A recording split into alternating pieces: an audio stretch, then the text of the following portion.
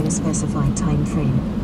Thousands of people are still in Tahrir Square in central Cairo after Friday's huge anti-government rally, but a BBC correspondent says that the crowds are thinning out. He says the government seems to be unwilling to make any more concessions, and doubts are emerging within the protest movement about how much more can be achieved. There's been an explosion on an Egyptian gas pipeline in northern Sinai near the border with Israel. The blast set off a huge fire near the town of El Arish. The cause of the explosion isn't yet clear. The British Prime Minister David Cameron says that his country must abandon multiculturalism and robustly defend liberal Western values instead.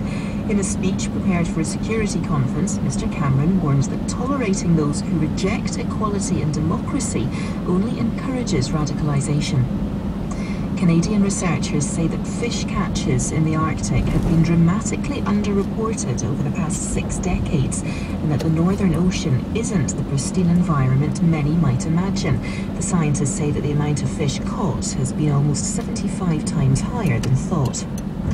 The US Army has turned down a request to bury the remains of a former Laotian general who was one of the most respected anti-communist fighters of the Vietnam War era in Arlington National Cemetery. BBC World News.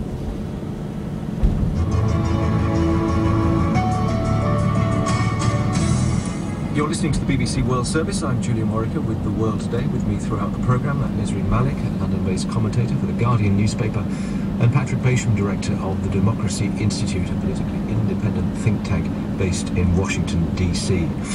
Well, as the protests against President Hosni Mubarak continue in Egypt, we've some voices now that you probably won't have heard before.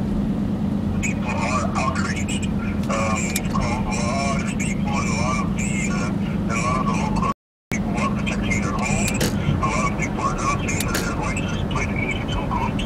One group will protect their homes. The second group will be taken to the streets again against Mubarak. So unfortunately,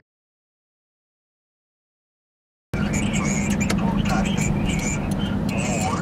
The clashes are still going on. People who are hired thugs or undercover police are attacking the square from all entrances to the square. They are clearly trying to drive us out of the square. People here are putting up resistance. They're fighting. They've put up tens of injured every minute. Men, women, and children. People bleeding from their heads. People with broken limbs. People being carried on stretchers. There are some clashes at the Egyptian Museum, by the Egyptian Museum. The anti-robotic protesters are putting up strict resistance against tired thugs, still attacking and attempting to storm Tahrir Square, the forces to disperse the square.